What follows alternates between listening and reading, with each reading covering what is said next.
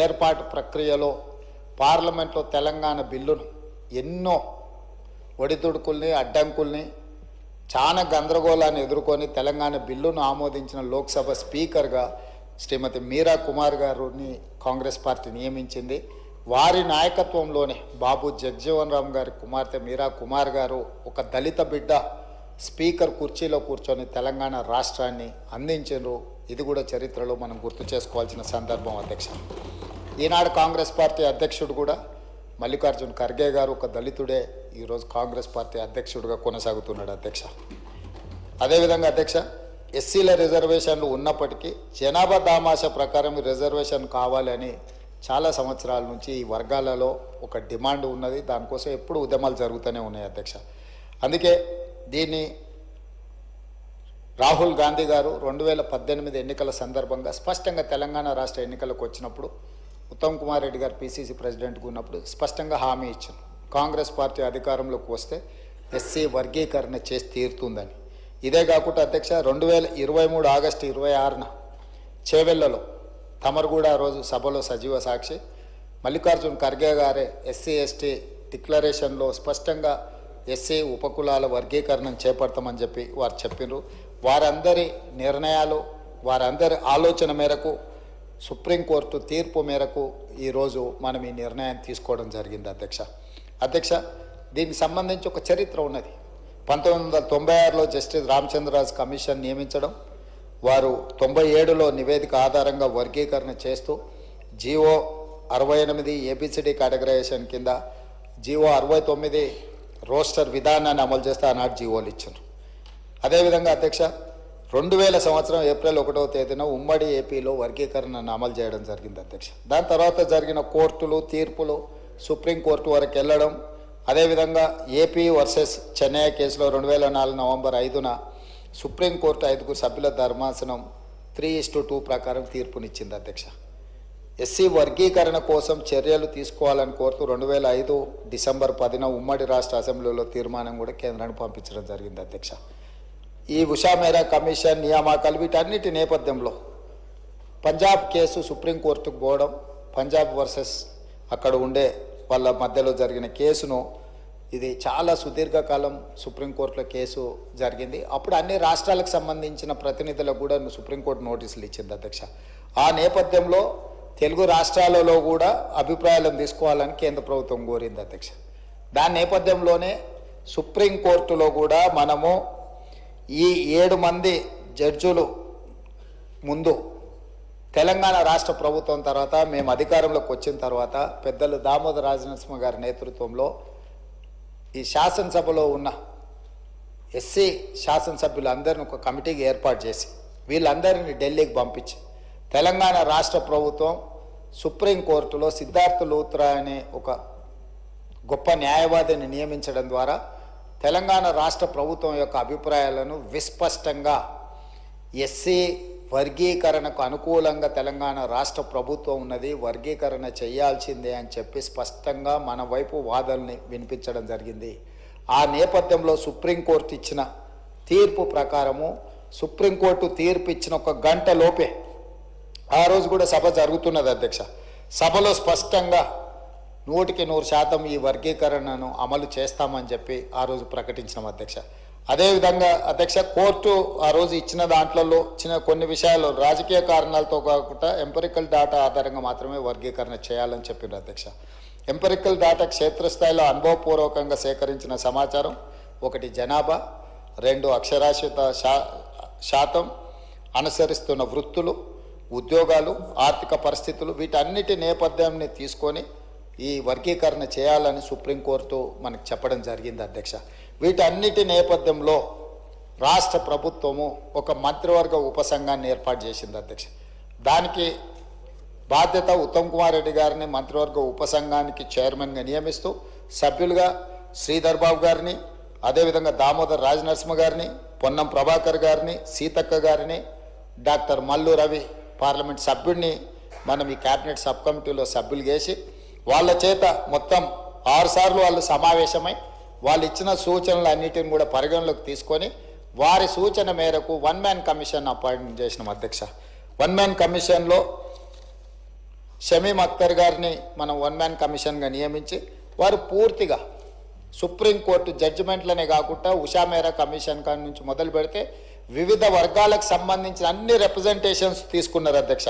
అందరితో మాట్లాడిన వారు దాదాపుగా ఎన్ని రిప్రజెంటేషన్స్ తీసుకున్నారంటే 8,681 రిప్రజెంటేషన్స్ తీసుకున్నారు అధ్యక్ష. జిల్లాలలో పర్యటన చేయడం కానీ వారి దగ్గరకు వచ్చి వివరాలు అందించిన వాళ్ళ యొక్క అభిప్రాయాలు అన్నిటినీ వారు తీసుకొని స్పష్టంగా వారు ఒక పూర్తి స్థాయి ఎక్సర్సైజ్ చేసి చాలా పారదర్శకంగా, ఎందుకంటే ఏ ఒక్కరికి కూడా ఇందులో అన్యాయం జరగకూడదు, ఈ కమిషన్ ఇచ్చే నివేదిక పట్ల ఎవరికి అనుమానాలు ఉండకూడదు అని ఒక ప్రత్యేకమైన కార్యాచరణ తీసుకొని అందరి అభిప్రాయాలు విని వారు ఒక స్పష్టమైన నివేదికను సూచనను తెలంగాణ రాష్ట్ర ప్రభుత్వానికి ఇవ్వడం జరిగింది అధ్యక్ష. ఈరోజు ఈ ఎస్సీ ఉపకులాలలో దాదాపుగా 59 కులాలు ఉన్నాయి అధ్యక్ష. ఈ 59 కులాలకు సంబంధించి ప్రభుత్వ రంగ సంస్థలలో వాళ్ళు చేస్తున్న ఉద్యోగాలు కానీ, విద్యా అవకాశాలు కానీ, రాజకీయ అవకాశాలు కానీ, గ్రాంట్ అండ్ ఎయిడ్ సంస్థల నుంచి కూడా కమిషన్ సమాచారాన్ని సేకరించింది అధ్యక్ష. వీటన్నిటిని దృష్టిలో పెట్టుకొని జస్టిస్ షమీం అఖ్తర్ కమిషన్ తన నివేదికను 2025 ఫిబ్రవరి 3వ తారీఖున ఈ మంత్రివర్గ ఉపసంఘానికి సమర్పించింది అధ్యక్ష. 4 తారీఖు రోజు ఎంబడే మంత్రివర్గాన్ని ఏర్పాటు చేసి వారు ఇచ్చిన కమిషన్ యొక్క సూచనలు తూచా తప్పకుండా ఆమోదించడం జరిగింది అధ్యక్ష. ఎక్కడ కూడా మనం కమిషన్ రికమెండేషన్స్ నుంచి డీవియేట్ చేయలేదు అధ్యక్ష. ఎందుకంటే 7 న్యాయమూర్తుల ధర్మాసనం ఇచ్చిన జడ్జిమెంట్ నేపథ్యంలో మంత్రివర్గ ఉపసంఘాన్ని ఏర్పాటు చేసి మంత్రివర్గ ఉపసంఘం 6 సార్లు సమావేశాన్ని చేసి అధికారులతో న్యాయ నిపుణులతో చర్చించి వన్ మ్యాన్ కమిషన్ అపాయింట్ చేసిన వన్ మ్యాన్ కమిషను వివిధ జిల్లాలు, వివిధ ప్రాంతాలు, వివిధ స్టేక్ హోల్డర్స్ని అందరితో మాట్లాడి వాళ్ళు ఇచ్చిన నివేదికలు కానీ 8,681 రిప్రజెంటేషన్స్ని అన్నిటిని కూడా తీసుకొని క్రోడీకరించి చట్టపరిధిలో వారు చేయగలిగిన అన్ని అంశాలను పరిగణలోకి తీసుకొని వాళ్ళు ఒక నిర్ణయం తీసుకున్నారు అధ్యక్ష. దాని ప్రకారం 59 ఎస్సీ కులాలను 3 గ్రూపులుగా విభజించడం జరిగింది అధ్యక్ష. గ్రూప్ 1 కింద 15 ఉపకులాలను తీసుకొని వాళ్ళకు 1% సామాజికంగా, విద్యాపరంగా, ఆర్థికంగా పూర్తిగా వెనుకబడిన వర్గాలను గ్రూప్ 1 కింద తీసుకున్నాడు అధ్యక్ష. 1% రిజర్వేషన్ వాళ్ళకి ఇవ్వడం జరిగింది అధ్యక్ష. అదేవిధంగా గ్రూప్ 2 మధ్యస్థంగా లబ్ధి పొందిన ఎస్సీ కులాలు, మోడరేట్ బెనిఫిషియర్స్, వాళ్ళను 18 కులాలు ఉన్నాయి అధ్యక్ష. అందులో 9% రిజర్వేషన్లు వాళ్లకు ఇచ్చిండ్రు అధ్యక్ష. అదేవిధంగా గ్రూప్ 3 అధ్యక్ష గణనీయంగా లబ్ధి పొందిన, అంటే కొంచెం సిగ్నిఫికెంట్గా బెనిఫిట్ పొందిన వర్గాలు 26 కులాలు ఉన్నాయి అధ్యక్ష. వాళ్ళకు 5% రిజర్వేషన్. ఈరోజు రాజ్యాంగ పరిధిలో ఎస్సీలకున్న 15% రిజర్వేషన్లను గ్రూప్ 1 కింద 1%, గ్రూప్ 2 కింద 9%, గ్రూప్ 3 కింద 5%, 15% రిజర్వేషన్లను ఈ రకంగా పంచడం జరిగింది అధ్యక్ష. ఈరోజు ఎడ్యుకేషన్లో కావచ్చు, ఎంప్లాయ్మెంట్లో కావచ్చు, పొలిటికల్ రిజర్వేషన్స్ కావచ్చు, ఆల్ అదర్ రిజర్వేషన్స్ అన్నిటిని కూడా పరిగణలోకి తీసుకొని ఈరోజు ఈ ప్రభుత్వము ఈ నివేదికను తీసుకొని వచ్చి మీ ముందు పెట్టడం జరిగింది అధ్యక్ష. అందుకే అధ్యక్ష ఈరోజు ఈ చారిత్రాత్మకమైన సందర్భంలో ఒక మంచి నిర్ణయం మనం తీసుకున్నప్పుడు ప్రతిపక్షాలన్నీ కూడా ముందుకు వచ్చినాయి. ఈరోజు కృష్ణమాదిగతో మొదలు పెడితే చాలామంది 30-35 సంవత్సరాలలో ఈ ఉద్యమంలో చాలామంది పాల్గొన్నారు అధ్యక్ష. ఈ ఉద్యమంలో కూడా చనిపోయినారు. ఇంతకుముందు పెద్దలు దామోదర రాజనరసింహ గారు చనిపోయిన కుటుంబాల గురించి ఆలోచన చేయాలి అని వారు అన్నారు. ఎస్, తెలంగాణ ఉద్యమంలో చనిపోయిన వాళ్ళను లేదా మాదిగ ఉపకులాల వర్గీకరణకు సంబంధించి ఉద్యమంలో ప్రమాదవశాత్తు చనిపోయిన వాళ్ళని ఆదుకునే అవసరము, బాధ్యత ఈ ప్రభుత్వానికి ఉన్నది. నేను తమరి ద్వారా వారికి నేను మాట ఇస్తున్నా, రేపు ఇందిరమ్మ ఇండ్లు ఇచ్చే దాంట్లో ఈ కుటుంబాలకు ఖచ్చితంగా మొదటి ప్రాధాన్యత కింద ఇందిరమ్మ ఇండ్లు ఇవ్వాలి ఆ కుటుంబాలకు. ఎందుకంటే పిల్లలు చనిపోయింటారు, తల్లిదండ్రుల పరిస్థితి ఏ విధంగా ఉందో తెలియదు, కుటుంబ సభ్యుల పరిస్థితి ఏ విధంగా ఉందో మనకు తెలియదు. కాబట్టి వాళ్ళకు ఖచ్చితంగా ఇందిరమ్మ ఇండ్లలో మొదటి ప్రాధాన్యత కింద మనం వాళ్ళను ఆ కుటుంబాలను ఆదుకోవడానికి ఇల్లు ఇవ్వాలి అధ్యక్ష. అదేవిధంగా రాజీవ్ యువ వికాసం కింద నిన్ననే మనం కొన్ని పథకాలు ఇచ్చుకున్నాం. ఆ కుటుంబంలో చదువుకున్న యువకులు కానీ యువతులు కానీ ఆ కుటుంబం అంటే వాళ్ళ సోదరులు సోదరిమణులు ఎవరైనా ఉంటే వాళ్ళకి ఈ అప్ టు 4 lakhs ఏదైతే ఫైనాన్షియల్ అసిస్టెన్స్ మనం ఇస్తున్నామో వాళ్ళ ప్రాధాన్యత కింద ఆ కుటుంబాలకు, ఆ చనిపోయిన కుటుంబాలకు ఈ రాజీవ్ యువ వికాసం స్కీమ్లో కూడా వాళ్లకు అవకాశాలు కల్పించాలని చెప్పి తమరి ద్వారా వారికి మాట ఇస్తున్న అధ్యక్ష. ఇది ప్రభుత్వం యొక్క బాధ్యత. ఎందుకంటే ఒక ఉద్యమం జరిగినప్పుడు, ఒక పోరాటం జరిగినప్పుడు ఎవరైతే ప్రాణాలు కోల్పోయినరో ఆ కుటుంబాలను ఆదుకోవాల్సిన బాధ్యత మన అందరి మీద ఉన్నది అధ్యక్ష. అందుకే అధ్యక్ష, ఈరోజు ఏ నిర్ణయం తీసుకున్నా 51% ఆమోదిస్తే సరిపోతుంది ప్రజాస్వామ్యంలో. కానీ ఈ నిర్ణయంలో 100% అందరూ ముందుకొచ్చి నిలబడి ఈ వర్గీకరణకు సంపూర్ణంగా మద్దతు పలికినరు. ఇకనైనా ఈ సమస్యకు శాశ్వతమైన పరిష్కారం దొరుకుతుంది. ఈ చర్చలో పాల్గొన్న వాళ్ళందరూ బీఆర్ఎస్ కావచ్చు, బీజేపీ కావచ్చు, ఎంఐఎం కావచ్చు, సిపిఐ కావచ్చు, బయట ఉన్న చాలా సంఘాలు కూడా ఈరోజు ప్రభుత్వం తీసుకుంటున్న ఈ చర్యల్ని సమర్థిస్తున్నారు.